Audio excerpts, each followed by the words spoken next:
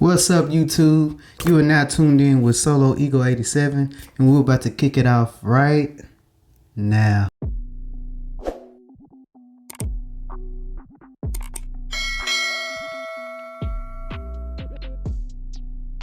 Hey everybody, what's going on, man? I'd like to thank y'all for tuning in with me. This is my first YouTube channel. I never did this before. What better way to start it off than with the Eagles, man? So a little background on me. I'm from Mississippi. You know, I know y'all like, how is he from Mississippi and he's a Philadelphia Eagle fan? Well, I watched Donovan McNabb play one day and it was over for me. And that was back in 99. So yeah, it's about 25 years, man. I know I look like I'm 25. Chill. But it's been about 25 years, and it's been back in the days when Brian Dawkins and Jeremiah Trotter and, you know, the greats. I'm talking about back in the day when Sheldon Brown and Lito Shepherd used to hit. Yeah, Brian Dawkins used to hit back when we had a defense. You know what I'm saying? Jim Johnson, back when our defense was it was the curtain. So many NFC conference games, NFC division games. You know what I'm saying? You know, we had a lot of them. You know, Dallas hasn't had a lot of them in a while.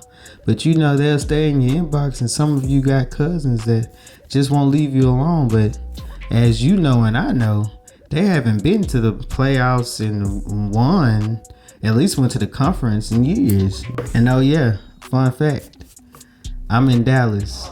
I know.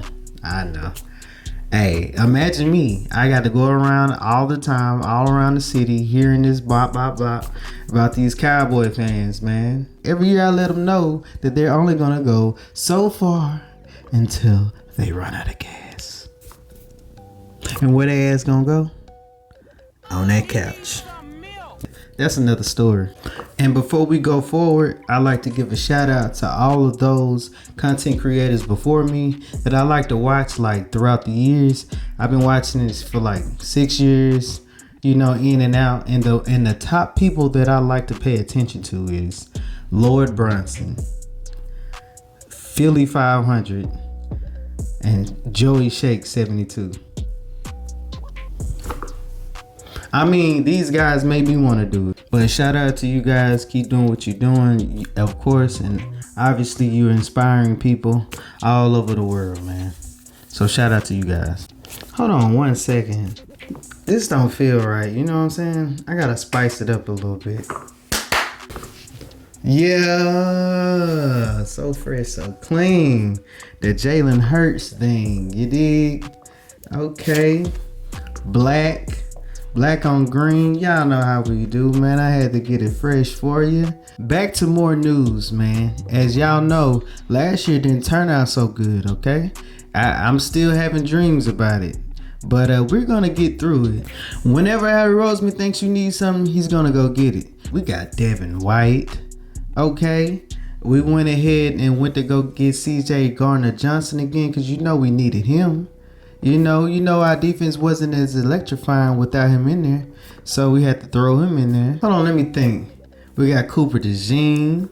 You feel me? And then we went ahead for our number one pick. We got Quinyon Mitchell. So, of course, he runs that 4.3 speed. And some say it's 4.2, but it's 4.3. That's fast enough. You know, he's out there with Slay. And in my mind, I feel like the best matchup out there would be probably Quinyon Mitchell on the outside, and also we'll have Isaiah Rodgers on the other outside. I mean, he could be in the slot, and then Slay could be on the outside. But either way, we're loaded. At this point, I feel like we got 15 cornerbacks right now, so we're loaded. I think it'll be fine. All honesty, if you can ask me where we could fill some holes, I feel like it would be in the defensive line. Of course, why not? The defensive line, man. I mean, I feel like our linebackers is okay. We got Zach Bond. We got Devin White. We got, I feel like Kobe Dean is not going to come out. I feel like he's a good second string, and also he's a good special team player. I feel like that's all we're going to get out of him. At the end of this year, if he doesn't stay healthy, then he's definitely going to be a bust. And that's just how I feel about the situation. If we were to load up on any other thing that we can get in free agent right now, it would definitely be a defensive tackle or maybe even defensive end. I'm going more towards defensive end. I feel like we can get Yannick Ngakoue, and also, I mean, it's a couple people out there we could pick up, man. I just feel like we need more depth. You feel me? Okay, and I'm gonna take you guys to offense. I feel as if on offense we didn't do anything but add. You feel me? Because we got our new boy. Who could it be? Saquon Barkley. Was that good? Yeah, did y'all like that? Saquon Barkley. Okay, we had his backup, which was Miles Sanders, and we went ahead and just got the real thing. Even though I feel as if our running back Swift last year was doing his thing, we didn't give it to him enough, but that's neither here or there.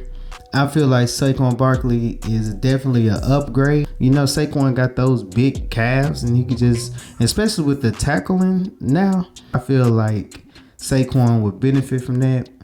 And he's going to get at least, you heard it from me first, at least 1,500 yards this year.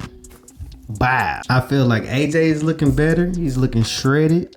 I feel like Devontae Smith has got in the weight room a little bit. He got a little muscles on him, got a little knots on him, you feel me? And I just feel like Paris Campbell's going to come through, or Nia Smith is going to come through. It doesn't even matter. We got John Ross in there. And back in the day, I used to feel like John Ross was the answer. 4.2 speed, you feel me? I just feel like nobody could just like get him right, you know? Injuries, different things. He was the third receiver. I feel like he still has something left in the tank, and I feel like we will get what's left, because we always do. Now, Coach Sirianni, I was one of those people last year when we got to the beginning of this year, I didn't want to see him again.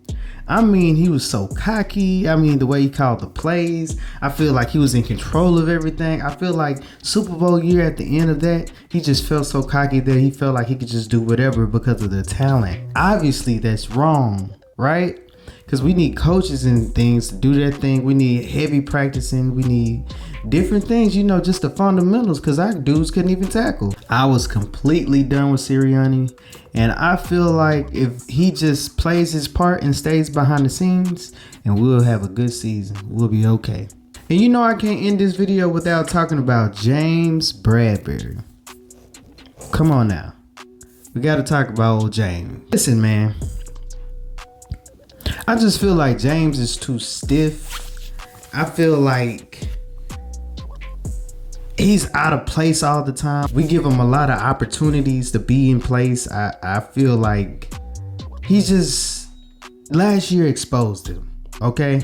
Last year really exposed the person he was. I mean, he can jump around every once in a while like Asante Samuels, but I just feel like he's just too late. Every time I watch the TV, he was just too late. Like, you'll see him reacting, and even after he reacts, he doesn't tackle well. So he's just basically out there for just to be a diversion. I just don't get it. We should just cut our ties, get our young dogs in there, and let them bite. But all in all, Eagle fans, I just want to let y'all know I'm putting y'all on notice right now that I'm here, baby. Solo Eagle 87 right here. Solo Eagle 87, man. Y'all go ahead and like, subscribe, tune into my lives. I'm gonna have some shorts. You know, we're gonna turn up all season, you feel me? And that right there is the end of the fourth quarter. Next time, tune in with me right here. We're gonna get it turned up all this year.